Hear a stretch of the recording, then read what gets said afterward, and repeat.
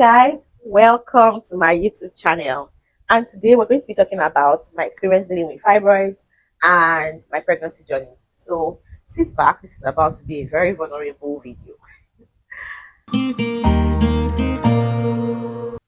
Today makes it 16 months since I had Daniel, and I feel like I'm now in a good place where I can have this conversation with you. Um, a lot of women go through a lot when it comes to infertility, when it comes to like getting pregnant, carrying the baby, and even giving birth. Uh, Something happened to a friend of mine recently, and that just prompted the need for me to do this video. I really hope that this video is able to help other women to feel like they are not alone and that it's possible for you to have a good story, if regardless of the circumstances. And so, this is my story. In 2020, during COVID, I discovered I had fibroid one random afternoon. I just had like a sharp pain in my stomach. For context, I did not used to experience menstrual pain at all. And so I was concerned, like, what's this? And my mom told us to go to like a clinic close to the house. When I got there, I can remember the woman's voice clearly in my head. She said she was going to do like an abdominal scan. She said, "How old are you?" And I told her I was 23, and she said, "How can a 23-year-old girl have this kind of big fibroid?" And I'm like, "What's that?" And she's like, "You know what? Just go outside, go outside. I'll call you back later." That's when it dawned on me that it might have been a big deal what I had. So when I came outside, I told my mom what she had said, and I called my dad. Um, he explained my dad just said, "We're not doing surgery for that." And I went back to the hospital. We saw the woman, and she quoted the part of the Bible that says that he will take away the disease of the Egyptians from us. And she also asked me to be drinking ginger. People of God, I drank ginger. Like see, today, if you give me ginger to drink, I can't feel the heat, because then we're buying ginger like we would blend it with the back. We'll blend it, squeeze out the water. I'll drink the water like that. And then the shaft, I was using it to cook stew. I was using it to cook beans to eat, just because I wanted she had said the fibroid was going to shrink. This was around April, and Google now became my friend. I was Googling, reading articles. In December, I traveled for Christmas to my village, and somebody had recommended to my dad that we should go to like an herbal hospital in Ibadan. So we went there, and that was when he sent me for test. And test results, the man said I had fatty liver, kidney nephritis, pelvic inflammatory disease, and that the echo that that's supposed to be present in the uterus was not present in mine, and so I won't be able to carry a child, and they declared me infertile. And I'm very confused because Kilagbe Kilaju, what did we carry? What did we drop? Because it's fibroid we came for. We came for one thing, you are giving me additional four. And they gave us so many drugs. And one of the things they asked us to go and buy to mix with the herbs was that green this snap bottle, that alcohol bottle.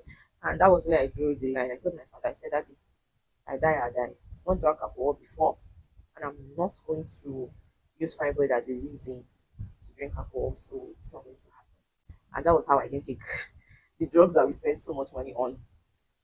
Going to the end of the year, when we got home, my brother, when we told him, he was like, "What kind of nonsense is this? That is not possible." I remember goodness was like, "This is not possible. This is not possible." It was very difficult for everybody to accept. I won't even like. And so going to the end of the year, and I just woke up that morning on the 31st, and it was like, we are not stupid people. How can one hospital give us a diagnosis and at the baby, I'll just take it like that? Let's go and try another hospital. This time around, I went to a government hospital, and they're like, "They don't know where I got all this my results from. Oh. The only thing that they can see here is fibroid." But the results, that I got from that former hospital kept lingering in my head. I came back to Abuja, and I went to National Hospital. And National Hospital did not even issue me letter to go and do scan. When I got to the gynecologist clinic, the woman asked me to lie down, and immediately I laid down. She was like, and remove, and she started to check my stomach. But like, I can clearly see the fibroid. I don't need a scan to see that there's fibroid here. I know it's here. And she was like, I should come back when I'm ready to start having children. Oh my God. So I went back home. This is like four different hospitals. No answer, no medical explanation, no nothing. And what really pained me the most in all these things was that and I told God something. I said, God, right under your nose. I've been serving you, I've worshipped you since I was a child. I don't think I'd ever missed any Sunday service or ever missed any opportunity to serve God. And right under your nose, you allow this to happen.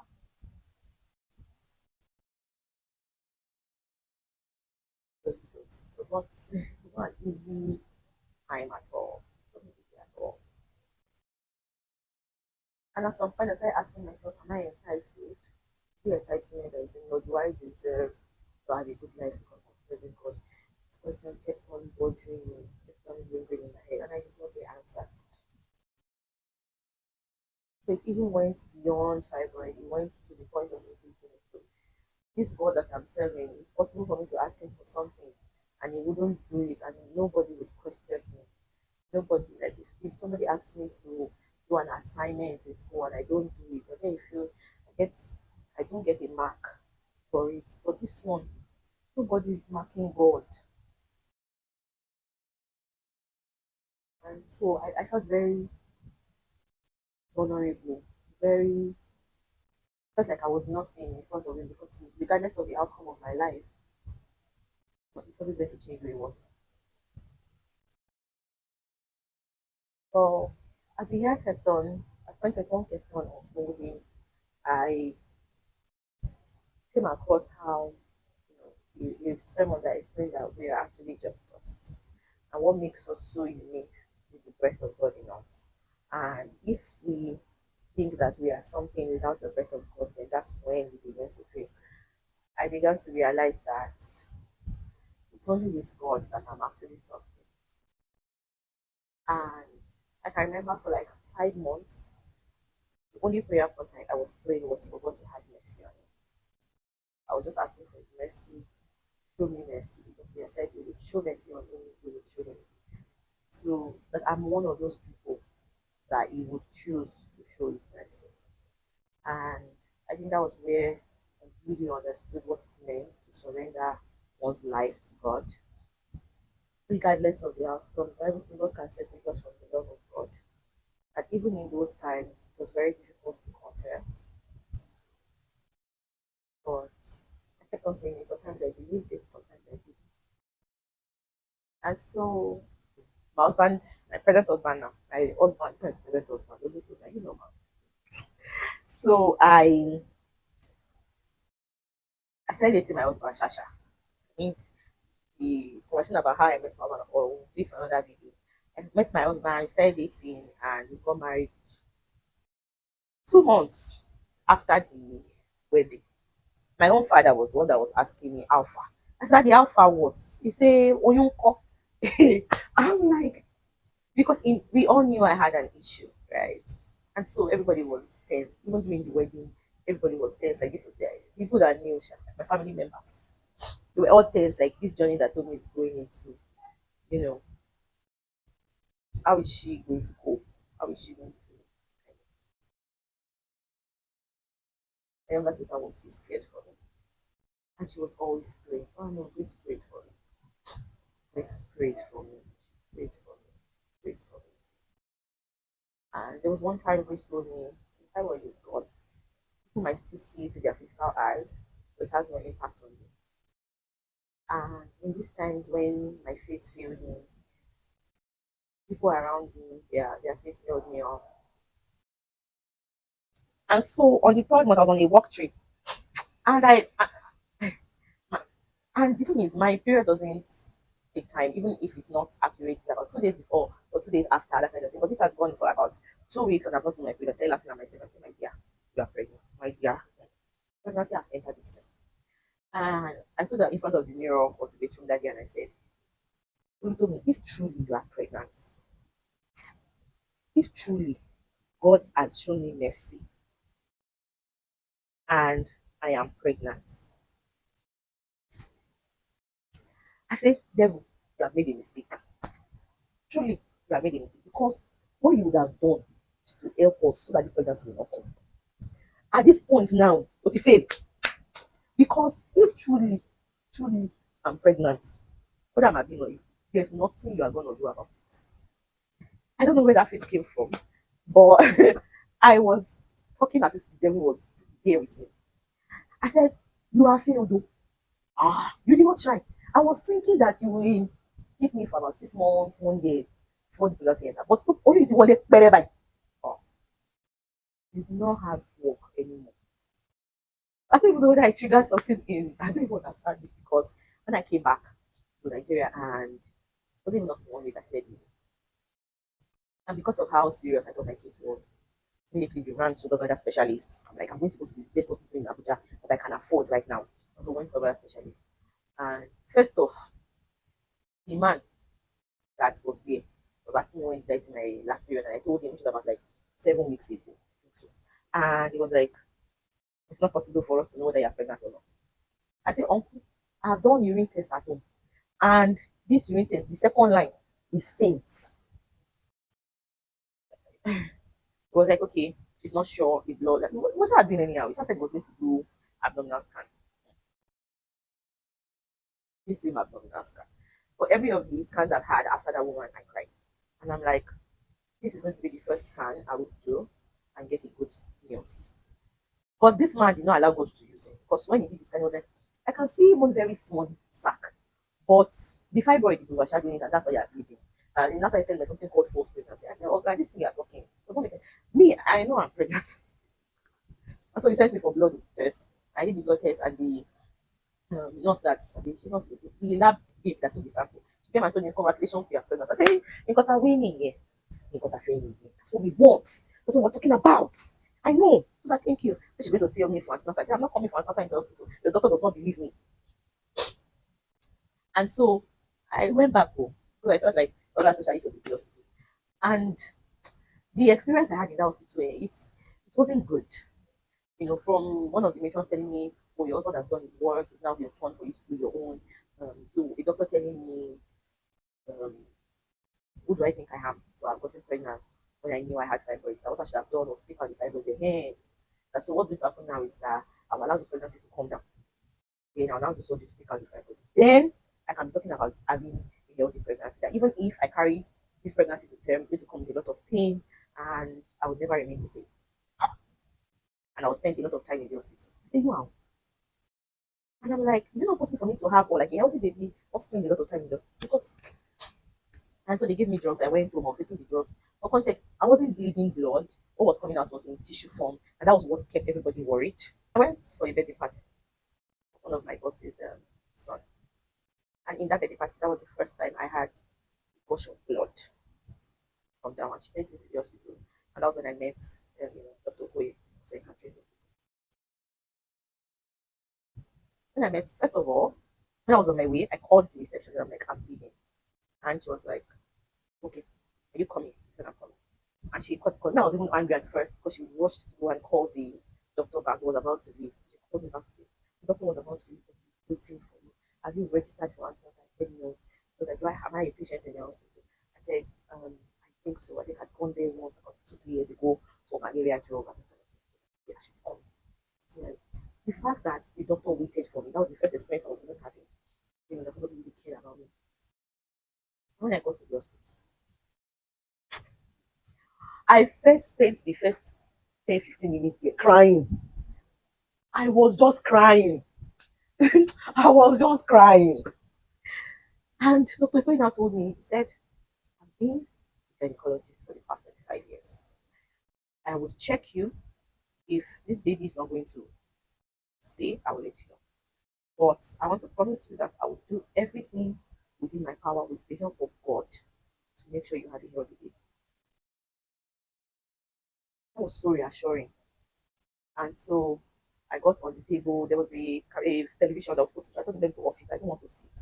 So they put it off. They did a scan. And I was like, I see a healthy baby. I see a strong fibroid trying to also battle for space. But you'll be okay. He told me that his machine was not seeing where the problem was, and he sent me to echo scan to do a more in-depth scan to know where the bleeding was coming from. So that echo scan for me and explained to me exactly why I was bleeding. Almost 5 hospitals, I'm telling you, because apart from Global Hospitals, I was still going up and down. I went to about 2 other hospitals in Global, and when I came to town, I still went to Morisha, Iwaka, because I did not take anybody's diagnosis for it. I kept on trying. That's one thing I want us to know. Like, regardless of your medical condition, it might not be pregnancy, it might not be fibroid, but don't trust one hospital. I'm telling you, especially in Nigeria, like cross check, cross check, cross check. Keep searching till you find the one. And Echoes can explain to me that where the placenta of the baby was supposed to be implanting is where the fibroid is sitting, and so the placenta is finding another place to implant. And so because of that, it's having difficulties because the that was how this. I'm not a doctor. I don't understand it, but that was what he said. That made a lot of sense, right? But then my baby is willing. He said yes, so I should just rest and giving my baby the nutrients that it would help him to fight. Beautiful. That's what we're talking about. That is the approach that I'm looking for. And so pregnancy continued. I did not spend any time in the hospital because of fibroid. I did not experience any pain because of fibroid. I can remember before I got pregnant, that period when I was always praying to God for mercy because I just felt like that was the only thing I could ask for. I heard clearly that He was going to give me an evidence of His mercy. And that was where I got the name Erianuoluwa that I gave Daniel. So close to my first off, we had the issue of the placenta now finally sitting on my cervix and not being able to push, blah, blah, blah. And I told them no, the placenta was going to shift. And thanks be to God, it actually shifted. But about 2 weeks to my delivery date, I had an accident. And I hit my stomach on the steering because I was the one driving. I wasn't in any pain, but Dr. Boy did not want to risk it. He said, you know what, we have come too far, which I agreed with him. And he suggested a cesarean section also because my baby's head was very big and he wasn't sure that my uterus was going to contract well because of the fibroid. Because at this time now, as the baby was growing, the fibroid was not just growing but expanding. And so he wasn't sure that my uterus would do the contraction it needed to do for my baby to come out. I, I, I, I was sad because I really held on to what my dad said when he said I wasn't going to do the surgery. But I've carried this pregnancy for more than 9 months, and so I decided to do the surgery. So, what did I learn from my pregnancy? Number one, because of my experience with fibroid and all, I thought I was going to have so much support that I did. And at some point, I wanted to start focusing on people that were not supporting me the way I thought they were going to support me. I just decided that, you know what, my strength comes from God. If this person is not giving me what I expect them to give me, what I've probably communicated from to them that, oh, I need, there's no point. I think that because of how emotional pregnancy gets, we're not objective about it. I just put them aside and say, see, this time that I'm in right now, I have to stay on course to do everything that I need to do. God by my side to make sure that this baby comes out well. So is that you fall in or you fall out? There's no time for hey, I need you. We need it. Oh my! And so that was what I did. Do. You know, I lost a lot of friends during that period, and it did not bother me. I'm like, oh, move to go ahead by decide. Just and I was really into the theater. They gave me the injection on my spine and prepped me for surgery. Script the line with the blade so that the blade so that the doctor can see clearly. Um, they fixed the catheter into my urethra so that urine can go in because I might not be able to stand. I want to urinate. I need to the bladder. So I fix that thing. And for the record, they say that thing is not painful. It's not. It's just that it's not. It's uncomfortable. My dear, it's painful because I don't even understand why you people call pain in this medical field. It's painful. Even removing it is painful. So I and so they opened me up and 5 minutes. Tokoye is still trying to bring out. Sorry. And at some point, he said to the anesthesian man, "You need to help me to get this baby out now." And so he started pushing Daniel from the up of my belly, trying to push him out, and it wasn't coming out. And Dr. Gray said, "Faithful, I would need to cut a little bit more."